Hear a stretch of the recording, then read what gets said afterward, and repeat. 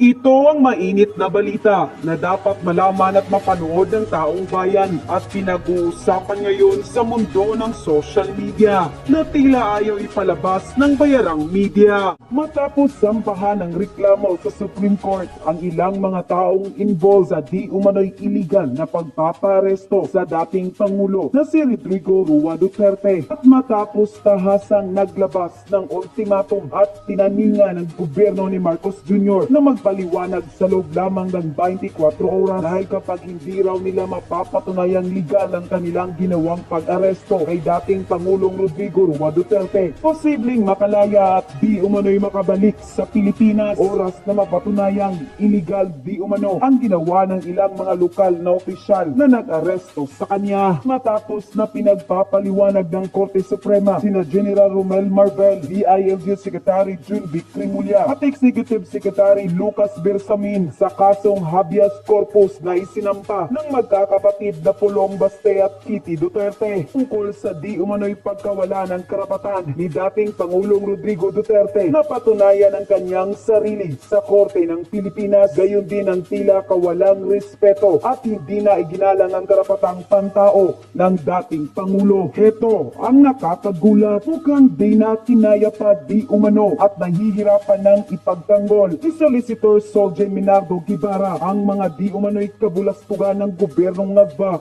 ni Marcos Jr. matapos tuluyan ng umatras at umiwas. Magandang araw mga kaibigan.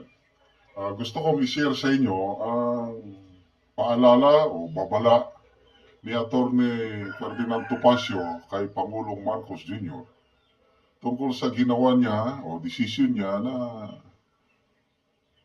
arestuhin at ipadala sa The Hague, Netherlands si dating Pangulong Rodrigo Roa Duterte. Okay. Isa itong si Attorney Topacio, mga original Marcos loyalist ito. Nung dapang-dapa pang Marcos, ito si Attorney Topacio, Attorney Salpanelo, yun ang mga dumidepensa sa mga Marcos. But ngayon, nagbago na. Okay, pakinggan natin ang abogado. Mo, yung mamamayan mo ilitisin sa ibang bansa. Kaya marami nagagalit ha. Baka hindi nila alam. Mr. President, tignan nyo kung anong ginawa nyo. Kaya, pero ako wala akong pakialam. Kasi they say when someone is trying to make a mistake at hindi mo gusto, don't stop him. Ewan ko lang kung makakalakad ka sa labas. Itanong mo yung mga pangkaraniwan, yung mga maksa. Galit po sa inyo, Mr. President. Pero huwag nyo pong ngayong gawin na magtanong sa mga mamamayan, baka kayo mabato ng mineral water, ng itlog, ng barya, kung anong hawak, kasi galit po. Yan po ang mood. Hindi nyo alam yan kasi nandyan lang kayo sa palasyo eh. Yang ginawa nyo yan, not only is it a violation of our Constitution, kahiya-hiya po yung inyong ginawa, Mr. President. At okay lang naman. Kung gusto nyong sirain ang legacy ng pangalan ninyo, di ba naman sa akin yun, binigyan na kayo ng pagkakataon na iangat ang pangalang Marcos, inangat na nga ni Duterte, pinalibing sa libingan ng mga bayani, o kayo na gumagawa niyan, bahala kayo sa buhay niyo. Pakialam ko, ako I stayed loyal sa Marcos name, hindi ko naman alam ganito ang mangyayari, bahala kayo, pangalan niyo yan, di naman pangalan namin yan ni Judy, di naman namin pangalan ni Victor o ni Wenner, pangalan niyo yung Marcos, di naman kami Marcos eh. Bahala kayo sa ginawa niyo to, kahiya-hiya po talaga. Pinagtatawanan po tayo. So, malala nyo yung nangyari sa Cagayan de Oro, ha? A day after yung aresto ni hindi, yung araw din na yun, sa Cagayan de Oro, March 11, may nagrally kagad sa Cagayan de Oro. Mga galit na mga ordinaryong mamamayan. May lalaki na lumapit, sumigaw ng I love BBM. Anong nangyari? Bumuhos ang galit. Binugbog, gikulata, kawawa yung tao. Ganun po ang galit ng taong bayan ngayon sa nangyari. Kaya, agree ako sa sinabi ni Attorney Topacio na pag magtanong ang Pangulo sa taong bayan, baka, I don't know, anong gawin ng taong bayan. Kaya, Hindi nga alam ng Pangulo dahil gwardyado siya eh. Nasa Malacanang. Hindi maka... At naging, ano naman yun, naging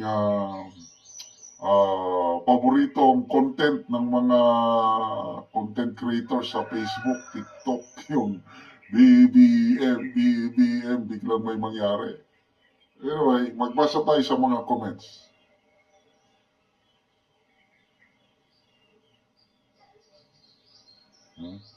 Walang lumalabas na comment. Ito. Castillo Nelly, sabi niya, tama po, si Atty. Topacio. Tol Ashley Montesilio, what an idiot is still an idiot. Nag-ayo lang ng postura, buwaka ka, ngagba, inutil ka na presidente.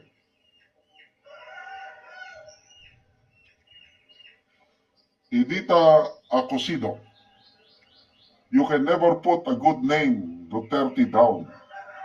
Heroic deeds of President Duterte, an example of an honest with integrity, political will, and love of Filipinos and country, the best president who have served the country.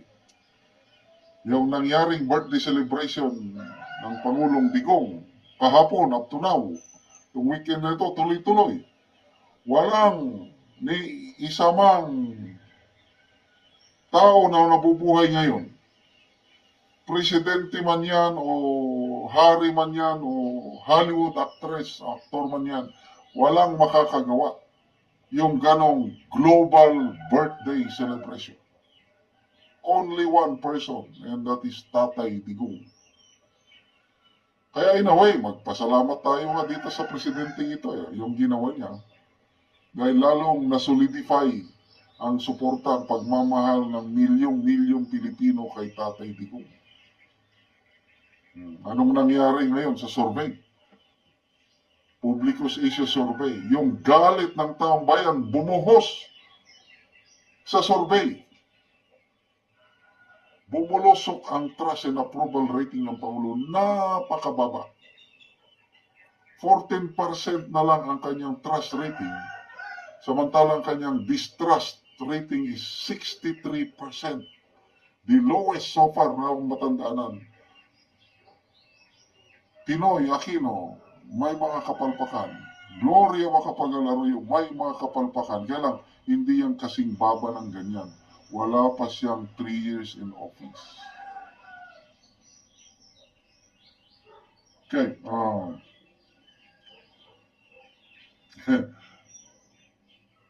May Label Apelias. Yes, Atty. Topacio. Very good. Tama ka talaga.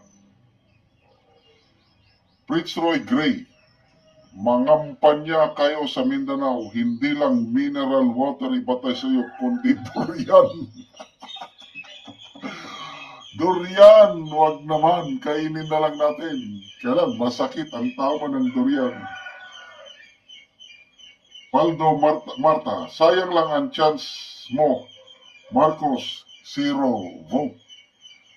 Ako, tuwan-tuwa ako nung nanalo ang Marcos eh. Dahil sabi ko, ma-redeem ng pangalan ng Marcos. Dahil kami, pamilya ko, kami mag-asawa, napakataas ang respeto namin, utang namin malaking utang namin na loob kay Marcos Sr. Dahil nakapag-aral kaming mag-asawa sa isang state college na in-establish ni Marcos Sr. Scholar kami, wala kaming binayaran. Akala ko like father, like son. Kaya lang iba, malayo. So, good luck. Sa mga ginawa ninyo ito, sana makatulog pa kayo ng mahimbing.